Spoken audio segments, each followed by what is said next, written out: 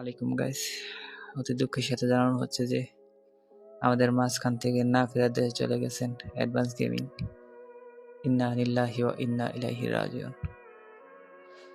Malaysia airport থেকে গাড়ি নিয়ে বের হওয়ার সময় বিপরীত দিক থেকে আসা একটি গাড়ির সঙ্গে মুখোমুখি সংঘর্ষণ হয়। হয়তো অনেকেই মনে মনে অ্যাডভান্স গেমিং ওরফে মুজাহিদ ভাইকে পছন্দ করতেন।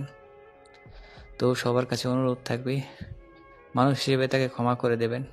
তার ভুল ত্রুটি ভুলে গিয়ে তার জন্য দোয়া করবেন, আল্লাহ যেন তাকে মাফ করে দেন, আল্লাহ যেন তাকে জান্নাতুল ফেরদৌস নসিব করেন।